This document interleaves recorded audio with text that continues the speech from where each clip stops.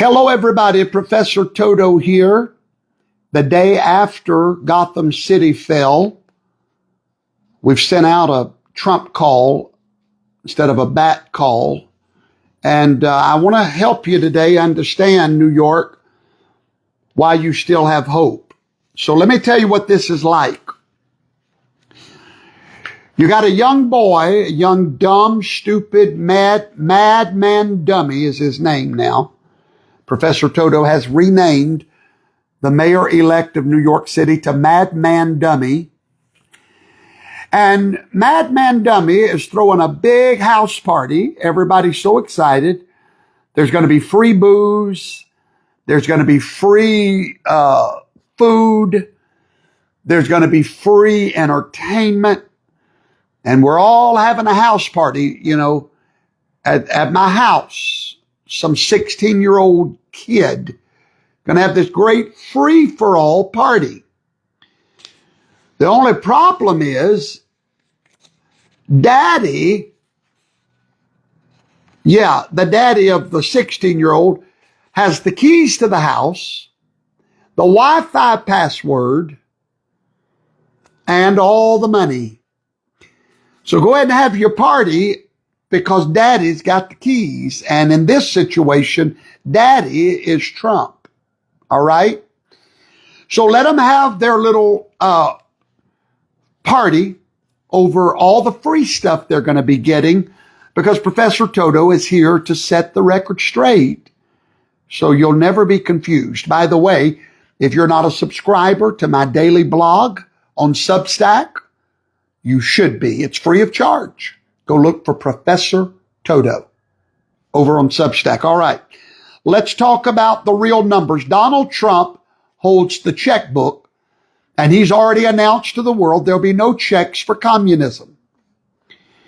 All right. So good luck, Madman Dummy, with your little win over there, because Big Daddy, Sugar Daddy, has the checkbook. Let's start talking about the numbers, shall we? The fiscal year budget for New York City, $116.9 billion a year. That's their annual operating budget. Of that amount, he depends on Donald Trump for $7.4 billion a year.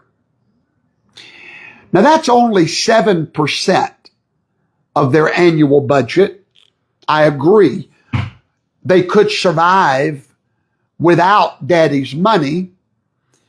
But what you need to understand is Daddy's money is not just thrown at the wind. It's not the percentage that's so powerful, but the allotment, where that money is allotted to. And Donald Trump has already shut down the bank. It's not coming, Madman Dummy. Now let's talk about how that 7.4 or that 7.4 billion, that 7% is allocated. Let's start at the Department of Education. $2.1 billion, the vast majority, a large chunk rather, of that 7 billion goes directly to education. Here's what's going to go away in New York City as soon as Madman Dummy is sworn in. Special education programs, Daddy Trump signs the check for those. They're gone. Title I funding for low-income schools, Daddy Trump signs that check. It's gone, New York City. It's time for your wake-up call, New York City. Time for you to hear the truth. You voted in a little boy to have a free party, but you forgot Daddy holds the keys to the house, the Wi-Fi password, and the checkbook, all right? And you're all going to be calling, begging, what's the password? School lunch programs, hasta la vista. Daddy Trump owns the school lunch program. After school programs, Daddy Trump owns those. Bye-bye, New York City. universal pre-K programs that Madman Dummy promised to expand. He forgot to tell them Daddy Trump has to write the check for that. That universal pre-K that was going to be free for everybody. He didn't tell them. He don't have the money for that. Daddy does.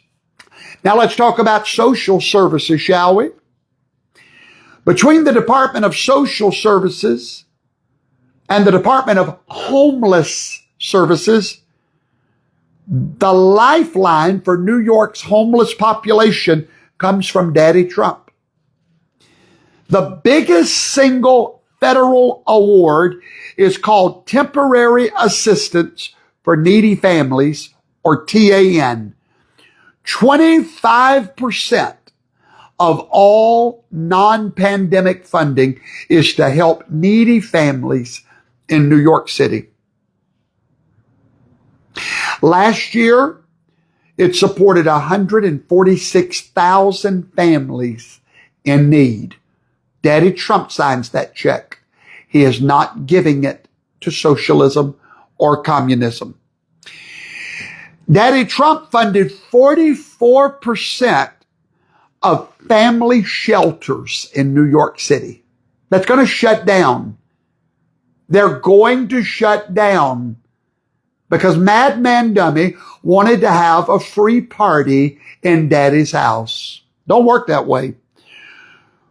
When Trump cuts off this money, your homeless crisis, that's already a disaster, becomes a humanitarian catastrophe of your own creation.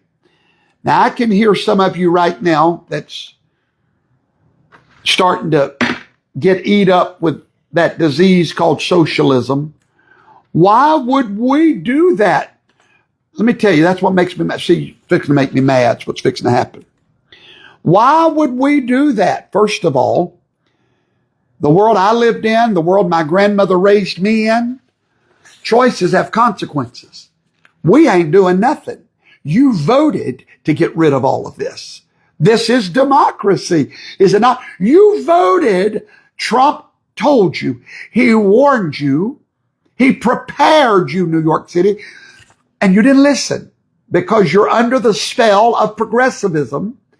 And in your attempt to make everything free for everybody, now you're taking away what was free. Bunch of dummies. You get what you vote for. Elections have consequences. So, in other words, don't cry now. You asked for this. Let's go to, you're going to love this one. Let's go to the Metropolitan Transportation Authority. You know, those free bus rides for all New Yorkians. There's a problem that Madman Dummy forgot to tell you, children. Those free bus rides depends on $14 billion in federal funding. And now they lose that because Daddy Trump already told them they lose that. And beyond the direct city budget, over $30 billion in federal Medicaid funding flows through New York State to the New York City hospitals and clinics. Overdone. Now, I know what some of you are already thinking because you think you're smarter than the dear professor. You're already ready to launch at me and tell me, well, Trump has to go through Congress to do all of that. And you would be so right if you weren't so wrong. I'll help you in a moment. Now, of course, Madman Dummy told the people that Trump could not do that. And of course, he referred to the Impoundment Control Act of 1974. And according to the ICA, the president cannot just withhold appropriated funds. That's true. Well, if that's true, how's Trump going to do it? Save your lecture for someone that's dumber than me, okay? Because while what you're saying is true, I accept your challenge to prove you wrong.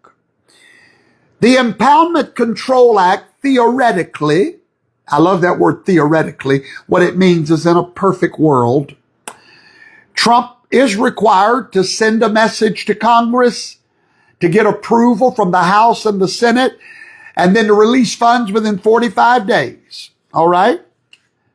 But let me walk you through Trump's plan. Let me tell it to you before it happens. Let me give you tomorrow's news today at the Conservative College. Not what you think. Trump does not need to formally, underline that word, formally cut funding. Here's all Trump needs to do, and he's got 3 years left to do it, to make Madman Dummy's life miserable and the lives of everyone that voted for that misery.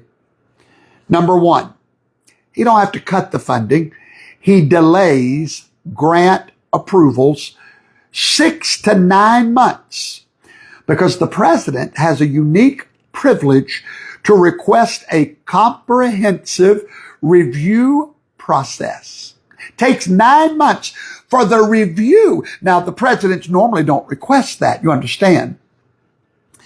But a president can, and this president will.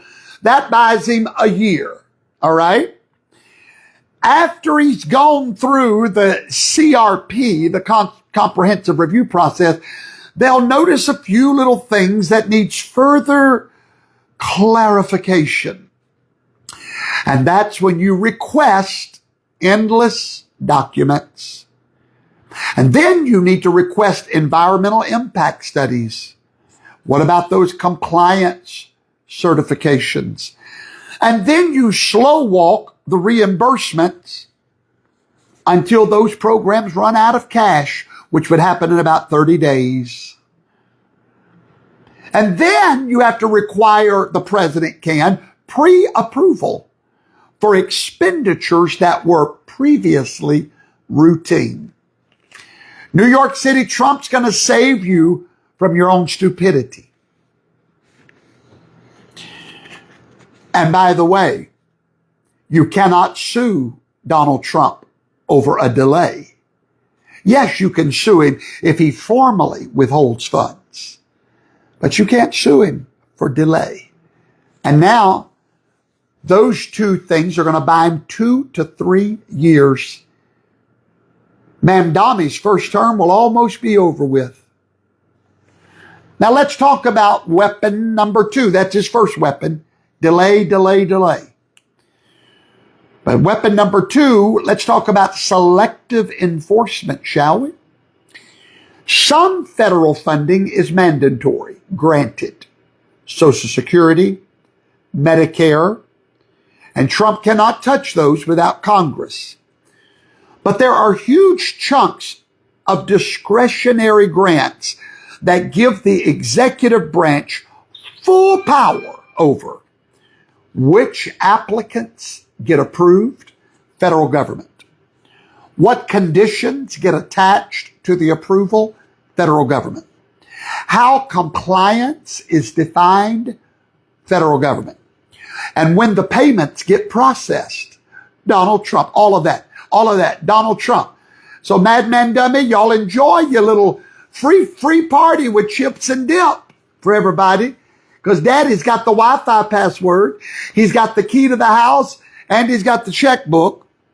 So here's what Donald Trump can target. Climate initiatives such as Green New Deal projects, DEI programs, woke diversity training, sanctuary city enforcement, any program with a vague interest requirement, Donald Trump can stop it. Weapon number 3. Let's talk about the rescission package, shall we? Republicans control both chambers of Congress. Trump can send a formal rescission package to Congress requesting billions in New York funding cuts. And unlike when he tried this with a Democratic Congress, this time it could actually pass. Imagine the political calculation for Republican lawmakers if they do not. Let's imagine you're a Republican and you do not get on board with Trump against a socialist Muslim communist. Imagine you take your side. Nobody's going to touch that with a 12-foot pole, much less a 10-foot pole. So you're not willing to punish a self-proclaimed socialist mayor? They would score points with their base immediately. Number 4, what about the shutdown gambit? Trump threatens a government shutdown unless the demands are met, like we're going through right now. Trump has publicly stated he believes the Impoundment Control Act is unconstitutional. Did you hear that? Just like Roe v. Wade got overturned, he could very well get the Impoundment Control Act overturned by suing, going to his court. He promised to challenge it in court and get it overturned, and he's got a good record of doing so. The current Supreme Court is 6-3 conservative. They've already shown a willingness to overturn decades of precedent. Roe v. Wade, Chevron, affirmative action. What if they rule that the president has broad executive discretion over spending? What if they say Congress can appropriate funds, but the president decides the distribution of those funds? That could come in your lifetime in the next year or two, destroying New York City if that happens. So let's go over the damage assessment, shall we? Mr. Mayor-elect, Madman Dummy, listen. Let's say Trump follows the Impoundment Control Act. I don't believe he will, by the way. You heard it here first. I believe he's going to deliberately violate it so that they can sue him. Oh, yes, I do. So he can take it to the Supreme Court and get it overturned. That's what I believe is going to happen. Let me tell you the damage if he doesn't go to court. This is if they don't sue him and he doesn't violate the Impoundment Control Act. They're still going to lose $200 million in discretionary grants immediately. Trump's going to use every gray area to delay, costing them another $800 million immediately. But let's talk about that constitutional crisis.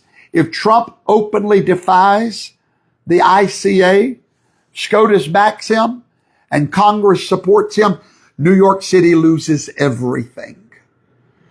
Madman Dummy, Trump's coming for you, little boy. Y'all enjoy your free nachos tonight and tomorrow night.